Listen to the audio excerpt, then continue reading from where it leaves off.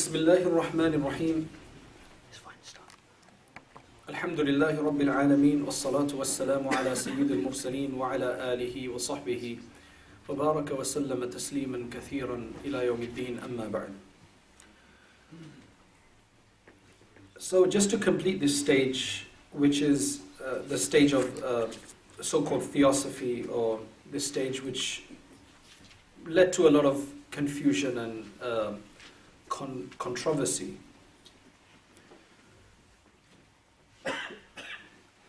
There were others as well of the time. There was another understanding of Sufism, another manifestation, which was called the theory of illumination, which was by Shihabuddin as-Suhrawardi. And just to go back to Hallaj for a while, just to give an explanation of Hallaj, because some of you may think, why was he killed, right? And when we use the word crucified, it doesn't have to mean he was like crucified on a cross. It's just a way of killing somebody. Main thing is, what they say about Hallaj is that he wasn't some kind of respected Sufi or respected scholar that then suddenly said these strange things and then he was killed for that, all of a sudden. He was considered deviant from before. He used to have some crazy notions from before. And the final straw of it was when he said some of these things, then finally he was reported and then he was killed.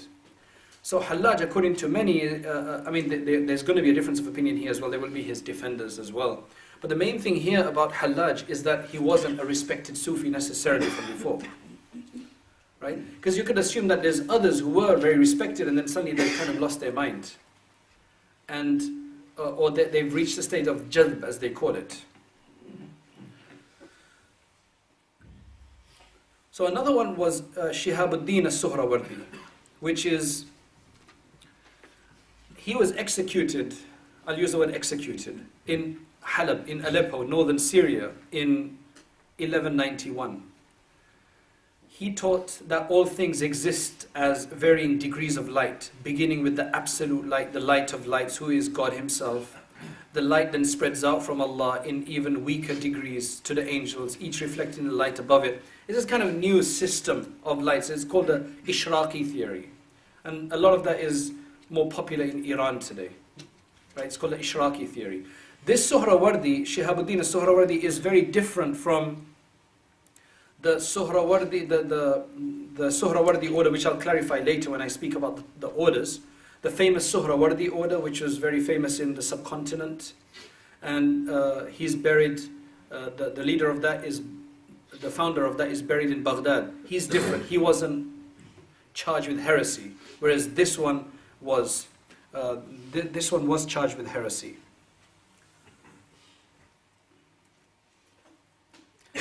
When it comes to Indian Sufis, some of them may have been influenced by some Hindu mysticism, some of them, the deviant ones. And then we move into the fifth stage according to this. Now we're talking about 9th century. From the 6th century to the 10th century, it's Hijri, that was highly influenced by Ibn Arabi's work. He had tremendous influence. And that's why those who disagree with Sufism, they really condemn this time. And they say that this is a time that, I'm talking about even those who are slightly more, you can say, objective about it. They'll say, look, the earlier ones we can completely understand, they were on the truth. There's a lot of praise for them. When it comes to this stage, 8th century to the 10th century, after Ibn Arabi, they say that the distinction between Sufism and real Sharia became much more wider. The gap began to increase. That's a serious condemnation of it. But as I said, with Ibn Arabi, rahimahullah, there is a difference of opinion. What should be our perspective? The thing is that my perspective would be that, look, there are definitely issues with his work. Whether they are interpolations, right, then he's obviously not to blame. Or whether he spoke about things that should not have been divulged, well then that's a mistake that he did. But it's not wrong what he said, but we do not understand it. That's another perspective, right? So there's that perspective as well. The main thing though is this. We will definitely say what is wrong is wrong. If something is blatantly wrong according to the Quran and Sunnah, that's wrong. But because we don't know whether it was he that said these things or somebody else, because that possibility arises, why should we condemn somebody as an individual for this when we don't know whether it was he that said them? Because there's controversy about it. I'm just saying that the safest course of action is that we leave it to Allah subhanahu wa ta'ala. Allah knows best. Yes, if you ask us that these condemnable things, these critical things, these issues that are go against the Quran and Sunnah, well, they're wrong. And if he said them, then he's wrong. And that should be our deal with anybody. That should be our deal with anybody, that we don't just condemn somebody outright, unless we know for sure that he said something wrong. But what they have said wrong is wrong.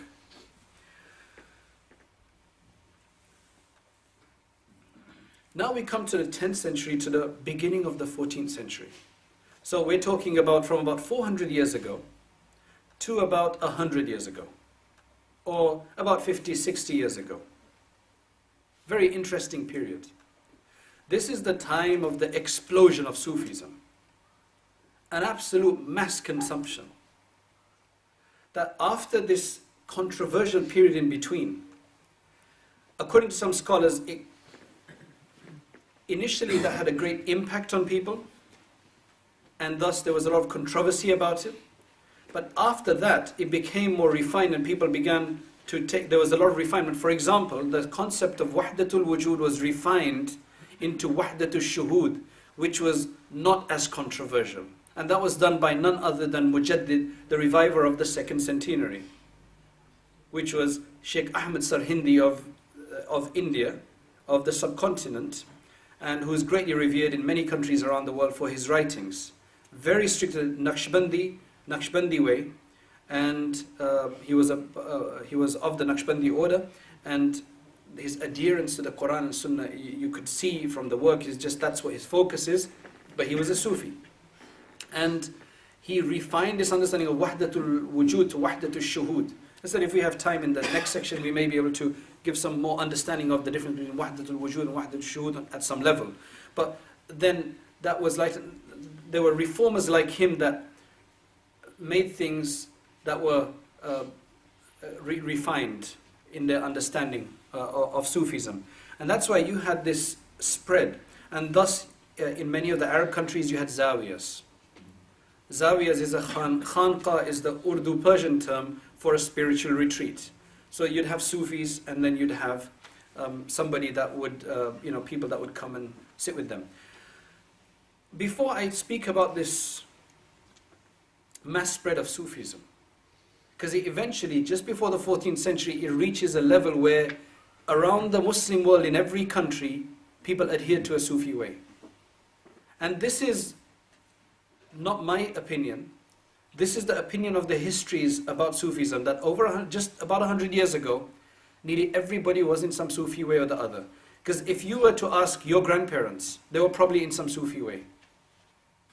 Right? You have people today who will condemn Sufism at some serious level, but if they were to ask their grandparents, they were in some Sufi level or the other. Whether it be some deviant Sufi order or whether it be an orthodox one. Right? There was some level. That's how vast it was.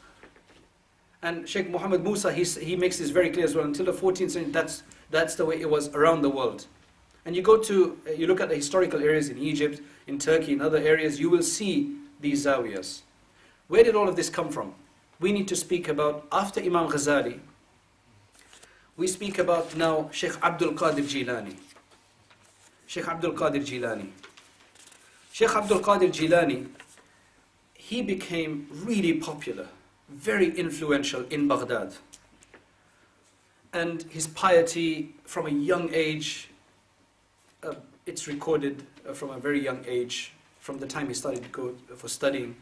It's famously known about him that he's the one who told the truth when he was captivated by some bandits, and he made it very clear that my mother has given me my coins, they're sewn under my armpit, right, on my shirt in my armpit. He was very clear. He said, have you got any money? Yes, of course I have. It's here. And that brought a change to them. So from a young age, he was very influential. And in his majalis, in his durus, in his lectures in Baghdad, which was the center at the time, thousands of people came. There were numerous non-Muslims that became Muslim. The government officials would come. He would not give anybody any extra honor. The government officials would come and benefit from his talks. Eventually he noticed though that people come in, they benefit, they go out, they go back to their lives, and then they lose that influence. So what to do now? His focus was how to have a long-term solution to this problem, the general decline in the piety of the Muslim Ummah. These bayans are not going to be sufficient. Madrasas, again, not everybody can leave everything that they do and go into a seminary and study and sit somewhere. That's very difficult. Also, you needed government level support and initiative for this to really spread everywhere. And the problem with the governments of the time, and he lived through them, was that they were not very favorable, they were not in favor of these things, because they felt that if people became more religious like this, then, with the exception, he said that their main focus, with the exception of Umar ibn Abdul Aziz, their main focus was to collect taxes from the people and just to keep the law and order. To really raise the level of piety was not their focus. So how do you do this then? So after thinking for a very long time, he decided that he thought that the best way to do this was that I make certain students, I put special focus, pay special attention to certain individuals, and try to prepare them for this, so that they can go and do this for others. So he called people and made them seek forgiveness first for all the sins, make promises. This is how the bay'ah system came in. The Prophet ﷺ had taken the pledge from the Sahaba on numerous occasions, not just one occasion. Even after they'd become Muslim, sometimes the pledge would be taken again. That I will not miss my prayer, I will act on all the laws of Allah, I will not commit zina, I will وَلَا يَسْرِقْنَا وَلَا يَزْنِينَ وَلَا يَقْتُلْنَا أَوْلَادَهُنَّ وَلَا يَأْتِينَ بِبُهْتَانٍ يَفْتَرِينَهُ بَيْنَ أَيْدِيهِنَّ وَأَرْجُلِهِنَّ وَلَا يَعْصِينَكَ فِي مَعْرُوفٍ فَبَايِعْهُنَّ وَاسْتَغْفِرْ لَهُنَّ اللَّهِ. So there's different types of it. They weren't all on jihad. Right? So there was a pledge that was given on jihad that we will fight with you, we will fight alongside you until our death. But there were also other pledges that took place. So there's nothing wrong with taking a pledge. Pledge is not a necessary thing. We'll go into that in a bit more depth afterwards about the pledge itself. But the main thing here is that he felt that this was one way that he could have some of these adherents benefit from him. And then they go to different countries and benefit others.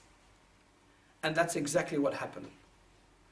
You had a number of people that became so famous and so pious that were his students. Even Mu'inuddin Chishti, who has great influence in the subcontinent, and many Muslims in the subcontinent owe their Islam to him after Allah subhanahu wa ta'ala, because they were probably from a Hindu ancestry and they became Muslim through his work. And Chisht is actually in Afghanistan somewhere. He came to Baghdad. He met with Sheikh Abdul Qadir Jilani as well. Then he came to the subcontinent. And he's buried in Ajmer, which is in the Rajasthan state or province of India. So, official, formal Sufism in the sense of a Sheikh and a disciple started with Sheikh Abdul Qadir Jilani. And that's why you have the Qadri order, such a famous Sufi order. You look at Sheikh Ghazali, Abu Hamid al-Ghazali, great Sufi, but you hardly hear, there's no real mention of who his Sheikh was. There is, I mean, it's reported, I mean, there's either this one individual or another one. It's mentioned, but there was no formal Sufism. You don't hear about him sitting down and then having a khanaqah or a spiritual retreat, right? This was, they say, started by Sheikh Abdul Qadir Jilani. And thus after that, these orders flourished. And many of the orders go back to Sheikh Abdul Qadir Jilani, or have some connection with him. Not necessarily all of them, but a lot of them. For example, the Shadhiliya, as we will discuss in detail later, they are actually a sub-branch of the Shadhiliya, the Darqawiyya. All of these are a sub-branch of the Qadiriyya. So Abu al-Hasan al-Shadhili comes later in the Qadiri order. He does something which is there to revive the order and maybe change some of the practices that he feels takes them closer to Allah, and thus it becomes Shadhiliya.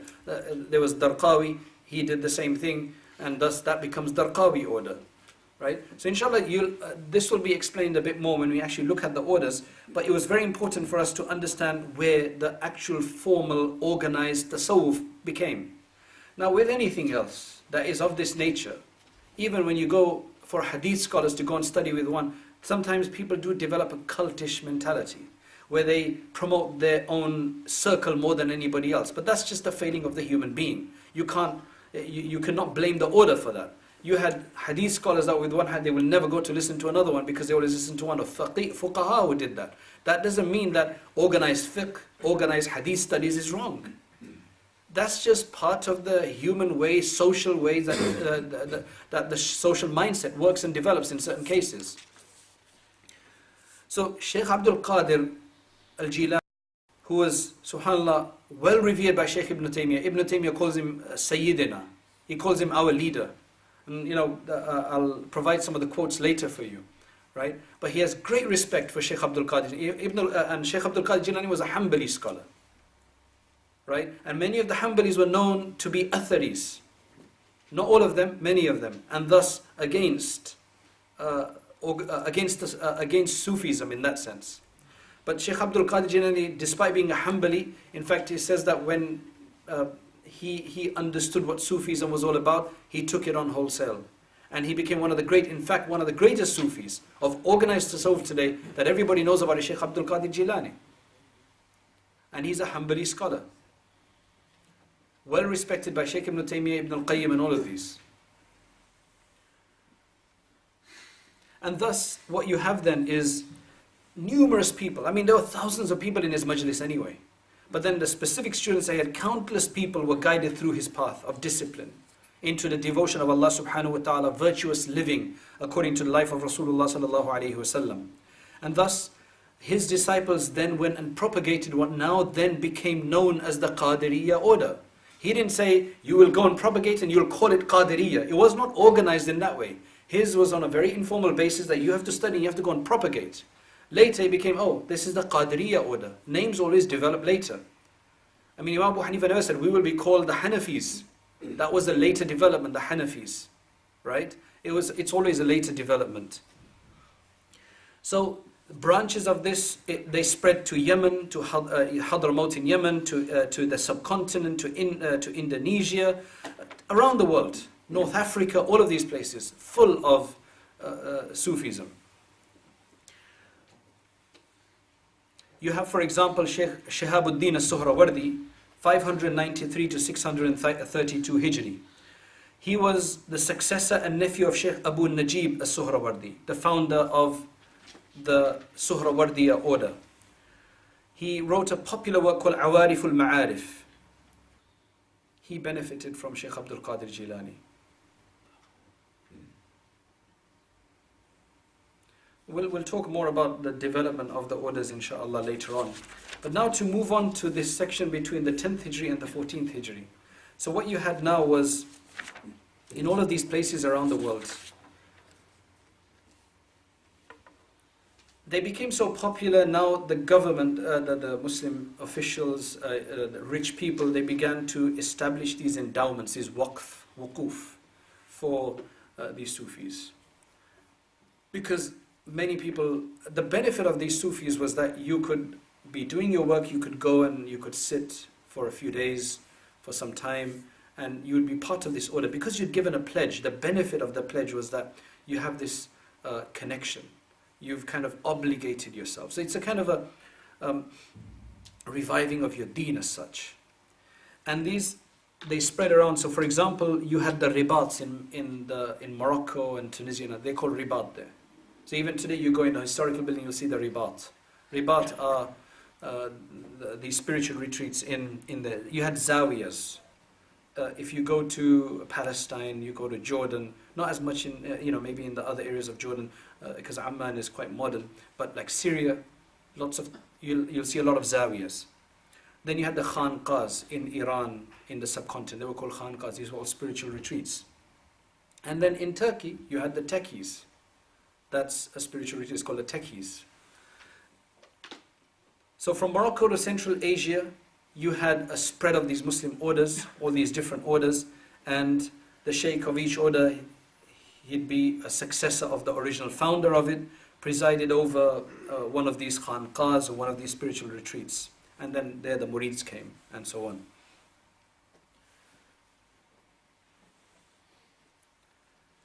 So now people were really engrossed in dhikr of Allah subhanahu wa ta'ala, in reading awrad, and then you had the development of different forms of dhikr, different ways to do the same. The same dhikr is the same, la ilaha illallah. But it's just the way it was, and that will be covered later on about those particular things. Then come the 14th century. Even the 13th century to a certain degree, which means about 100, 150 years ago, there became a decline. This is when the colonizers, the colonialists came in. They saw that this was the brotherhood that that existed between Sufis, right? It was something that kept them together. If we want to weaken the Muslim Ummah, this is the way to do it. I know this is getting in a bit of a conspiracy theory, but we're looking at this in hindsight. We're not talking about something of the future or something present. We're talking about the past. Because seriously, there were things made. The reason why is some of the Sufis were some of the most prominent mujahideen. For example, the Sanusi way, Umar al-Mukhtar of Libya, a great mujahid, lion. I mean, he fought with the Italians, right? He's from the Sanusiya order. In fact, they say that he had links with Sheikh ibn Abdul Wahhab, of the founder of the Wahhabi group, right? But even many of the Saudis would say that the original Sanusi way was the closest to the Sunnah, according to them. I mean, now Allahu Alam, because most of it is in North Africa now, or West Africa, and maybe Libya. The leader of Libya before Gaddafi was one of the great Sanusis. Because that's when Umar al-Mukhtar was many decades back before Gaddafi. So one of the Sanusis were that's why there was this whole discussion now that who will lead Libya? Will it be those who were originally in power, the Sanusis? Very respected family in Libya, because they came from the Sanusiya order, right? Great mujahideen. Then you had Shamil Daghestani, who fought against the USSR, the imperial, and their imperial ideology. For 30 years, he made jihad with them. This is Shamil al-Daghestani, very famous, Naqshbandi. Finally, when he had to leave, he went to Medina Munawwara. He passed away buried in Jannatul Baqi. Well respected among everybody, right? So you had a lot of mujahideen among them. You had a lot of people that were really strong in their faith.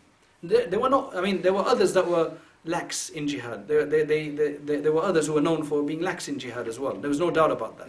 So it's not that they were all mujahideen. But there were this group that were like that. So colonialism, nationalism, secularization had the biggest impact, right? So even if we want to go back to a traditional way today, it's very difficult because we're so influenced by secularization at some level or the other, right? So all of that had an impact on the Sufism on the 19th and 20th centuries, 12th, 13th centuries. And slowly, for example, if you look at Turkey, which was so full, I mean, Uthman, the Ottomans used to be great supporters of it. But Ataturk, who is Kemal Ataturk, he abolished the Sufi orders in 1925 from Turkey. He abolished them, confiscated their lands and properties, because they had large wuquf, endowments, lands and other things, so that people who had given their life to Sufism and others, they do a lot of relief work and so on. All of their lands and their wuquf were confiscated. He saw them as corrupt and backward forces that hindered the modernization of the new Turkish society. In other countries, post-colonial independent central governments were often suspicious of these orders, because they were suspected of being cells of political unrest and revolution, who held the loyalty of the masses by their superstitions, they said. Because you see, the Sufis, they had influence on the hearts of people. And these people wanted, these rulers wanted to control the people. How could you do that unless you destroyed these orders? So the 13th century was probably the worst. Come the beginning of the 14th century, then you had people condemning, you had so-called orthodox Muslims condemning it, right? And that's why in the beginning it became so condemnable. And this is what Sheikh Musa says. Sheikh Muhammad Musa, he says that in the beginning of the 14th century it became so condemnable, right, end of 13th century, that people even then, anything associated to Sufism, and you see still some of this today, of people who have not matured, right? If people go back to Ibn Taymiyyah, they'll realize that it's not as bad as they make it out to be. There are issues in there. But what they noticed was that anything to do with Sufism, even things that were actually just Islamic things that every Muslim has to have, tawakkul became very less, reliance, the concept of revival really diminished because they said the Sufis do that. So dhikr, they said dhikr is a Sufi thing, so they became lax because of that. That you don't do dhikr. Litanies, awrad, which means a group of, collection of prayers from the Quran and Sunnah. So everything of this began to be rejected. To a certain degree now that has been slightly corrected. So I would say that there was two influences that you can say depopularized Sufism or led to its decline in the last century that we have inherited. Right? One is the colonialists and the anti-Islamic forces, and then the Islamic forces from within that wanted to subdue the people and control them. Right? And a very clear example of that is Kemal Ataturk of Turkey.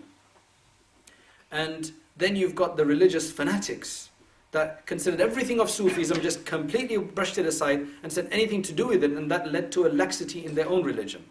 Inshallah, some of that has been corrected to a great deal, depending on which country you go to. But yet some things have to be corrected. And I say to those people who, because the majority of people who condemn Sufism who have just such, and Sheikh Muhammad Musa says this as well. And he says that he spoke to Sheikh Abdul Aziz, Mufti Abdul Aziz bin Baz before he passed away. He says, I met him once in Ta'if and I asked him, what should we say about Tasawwuf? And he said to me, he replied to me with the same words that Ibn Taymiyyah had said. That there is the good in there and there is the bad in there. We must take what's good and we must reject what's bad. We must not reject it wholesale. And he said that this is the best way to do this. This is just, I'm saying this, the reason I'm saying this is because most of those who are against Sufism today are not the liberalists. They're quite fine with it. In fact, the liberalists, they've got this antinomian Sufism, where they won't pray and they'll just go to dhikr gatherings, the whirling dervish and so on. So you've got a lot of liberal Sufis today as well, right? That they just believe in certain outside worships, they don't believe in serious focus of the early Sufis. But then the people who are actually against it today are people who claim to follow Ibn Taymiyyah rahimahullah. They should read what Ibn Taymiyyah and Ibn Qayyim said and not read into it. Because even recent scholars like Fadilat Sheikh Abdul Aziz bin Baz, Ibn Uthaymeen, they make it very clear that there's the good and there's the bad in it, just like with everything else. And that needs to be made very clear. In Egypt, for example, there were two so-called reformers of the 19th century, Jamaluddin al-Afghani and Muhammad Abdu. They both campaigned successfully against Sufi orders. Mufti Muhammad Abdu was the Mufti of Egypt at that time. And he's responsible, they're supposed to be documented Freemasons, right? Both of these, Jamaluddin Afghani and Sheikh Mufti Muhammad Abdu. If we look at the modernization in Egypt and the Arab world in general, where it came from, they say that these people are the fathers of this. And they were, that they supported going to the Masonic lodges and taking from them and so on. Sounds kind of crude, but that's documented in some studies that have been done on this. But despite the religious, so-called religious and political attempts to eliminate Sufi orders, alhamdulillah, the Sufi orders have continued to exist, and sometimes they had to do it underground, like in Turkey, in the USSR, in the republics of the Soviet Union. That's what it had to be. But alhamdulillah, in the second half of the 20th century, there's been a major Sufi revival in many places. There's still a lot of work to be done in other areas, a lot of clarification that needs to be had. But Sufism, for example, today flourishes in North Africa. If you go to Morocco, Tunisia, and other areas, Egypt, Sudan, Iran, Central Asia, after the breakup of the Soviet Union, subhanAllah, the people in that area, they've researched, and there was one Naqshbandi sheikh that went from Pakistan to there. He said literally, and there was no, and he said this is no exaggeration, thousands of people used to come and sit in the gathering. Because people of that area used to be Naqshbandis. They'd just been deprived for about 60, 70 years from any kind of Islam. And now there's this great Naqshbandi sheikh who's coming, and he's one of the first of them that went there. Subhanallah, he said thousands of people used to come, they used to cry in the gathering, even though he was speaking in Urdu and he was being translated. The impact that had. Those people there were really big into Sufism. So the disintegration of the Soviet Union there has allowed a resurgence there as well. And to conclude, the earliest generation was about Zuhd. Then there were some changes that took place, and there was some new terminology. The term Sufi is just a term, right? Does it come from, because these Zuhad, they used to wear this rough, coarse clothing of wool and abstain from the nice, softer cloth, other more refined cloth, and that's why they were called Sufis? Or did it have a Greek influence from the word Sufa, which means, from sophists? Does it come from there? Does it come from Safa or Qalb, which is where it comes from? Where does the word Sufi come from? Allah knows best. There's different opinions about that. The point is that it's a name, and it's a nomenclature. It's a terminology. Terminology can be defined as how you like it. So for a person to have this feeling of this major problem with just the term, one needs to refine their understanding as to what exactly are we speaking about, right? And the majority of scholars, including Ibn Taymiyyah, they had no problem with the word Tasawwuf, right? With the word Tasawwuf. They have problems with some of the practices in there. So that needs to be understood. And inshallah, we will next cover the signs of a qualified sheikh. How do you find a sheikh if you want a sheikh? What is it that the ulama have recommended? What exactly is the pledge? How does it take place? Is it even necessary? And then we'll talk about the different orders, inshallah.